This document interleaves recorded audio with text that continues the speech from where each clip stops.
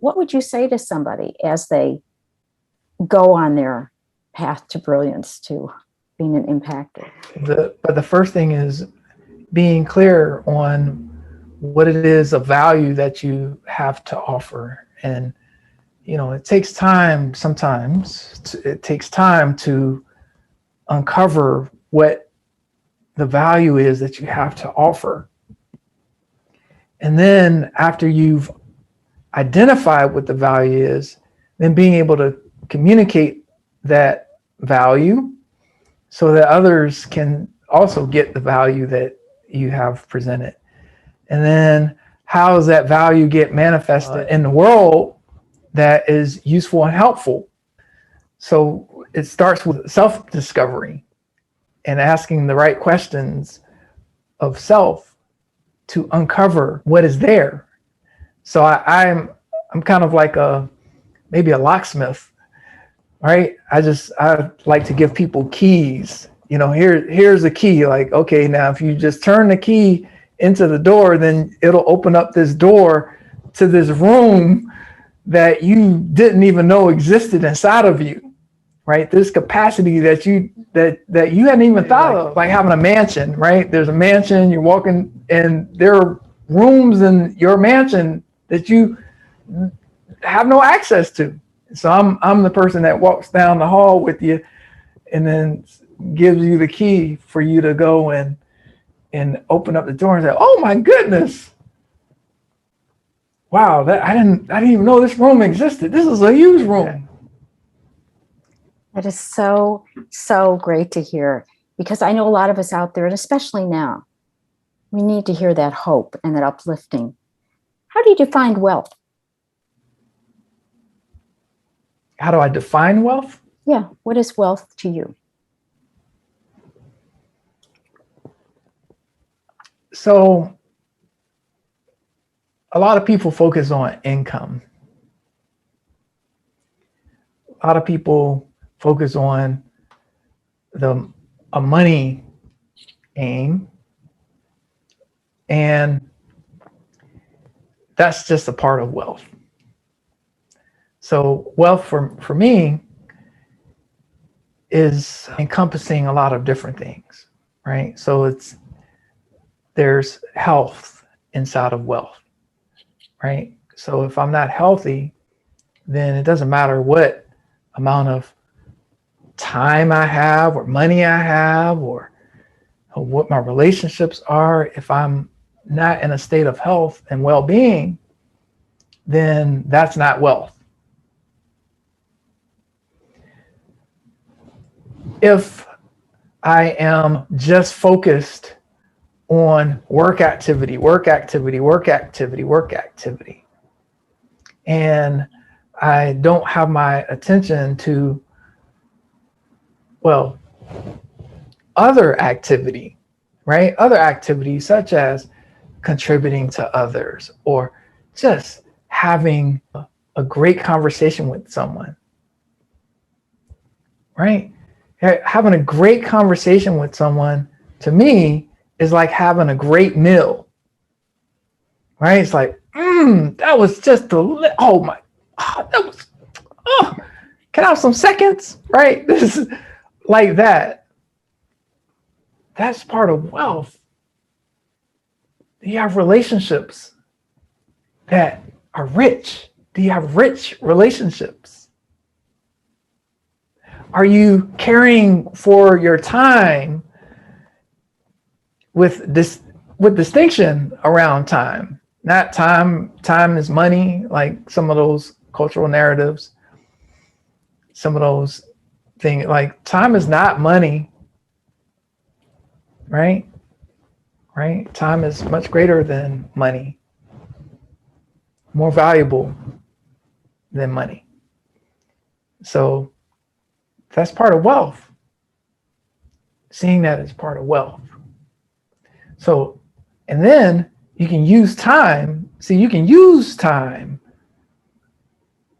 in relationship to money. So you can use time like compound interest, right? You can compound like the use of time in money. So That's a part of wealth. The use of time and money, but not that time is money. What about people that say, well, I'm going to barter my time. I'll, make you a quilt in return for waiving your fees to mow my lawn, something like that. Is that because you're saying time is not money, and yet they're trying to trade it off. Are these apples and oranges that I'm comparing? Bartering is a system of exchange that the thing with actual money and currency basically eliminated the barter system, right? For the most part, right? The barter. I mean, people do that. Hey, I'll do this for you. You do your thing for me in exchange or whatever. Oftentimes, if you look at the value, maybe the value doesn't actually equal out. For example, so is one thing, I have a friend that's a doctor, right? So I have a few friends that are doctors. So let's take one of them that's a heart surgeon, right? So if he bartered with me heart surgery for a song, and it could take the same amount of time, right? The heart surgery could take the same amount of time as it took for me to create the song. Now, the heart surgery has saved my life. Is there a mismatch of value there in that barter? Maybe. A little bit. Although some people say a song saved my life, right? Like, oh my gosh, that song, right? But right. I hear you. Well, one of the ways that your audience can engage with some of the work that I do is by signing up for the 100 Days Impact Challenge. And so that's one way. And that's by going to 100 Days with a Z 2021. If you're watching this and it's 2022, then it's 100 Days with a Z 2022. Now, if you're watching this and it's 2025, then go to 100 Days with a Z 2025. If it's 2030 and you're watching this, go to 100 Days with a Z 2030 and join the 100 Days Impact Challenge. What is it? So basically, someone joins the challenge and they take on an aim, something of great importance in some area of life that's calling for them. Whether that's health, whether that's relationship, whether that's a business, whether that's entrepreneurship, whether that's creativity, whether that's spirituality, whether that's meditation, whether that's creating your visibility, whatever that thing is that's important to you, and you get in a community with it. And so once you join 100 Days Impact Challenge, you enter into a community of people that also have aims that they're going for. Some have similar aims that you have.